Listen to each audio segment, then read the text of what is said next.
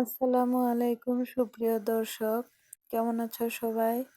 আশা করি ভালো আছো। আমি আলহামদুলিল্লাহ তোমাদের দোয়ায় অনেক ভালো আছি। তো আজকে একটা গাউন জামা কাটবো। জামাটা 2 গজ কাপড় আছে। 2 গজ কাপড় থেকে কিভাবে কাপড়টা কাটতেছি তোমরা দেখতেই থাকো, তাহলে বুঝতে পারবে। আসলে অনেক সময় কাপড় কম দিয়ে খরিদ্দারেরা বলে এতটুক ঝুল লাগবে।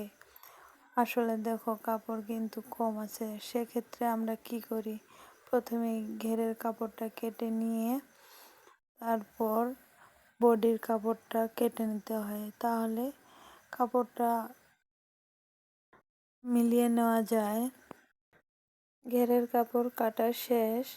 এবার বাকি কাপড় থেকে প্রথমে পিছন পাটটা কেটে বের করে নেই। একদিক থেকে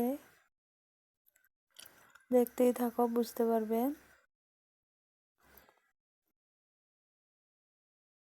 লম্বা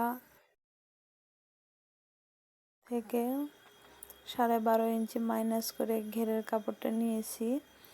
এখন এখানে বডির কাপড়টা 12.5 ইঞ্চিতে মার্ক করে কেটে নিয়েছি।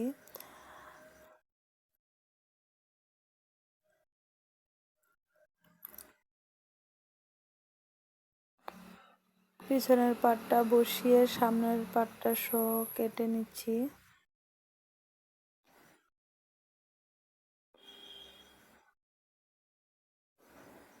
এবার বাকি কাপড় থেকে হাতার কাপড়টা বের করব। তো একটু কাপড় শর্ট আছে, তাই হাতার লম্বাটা আসতেছে না।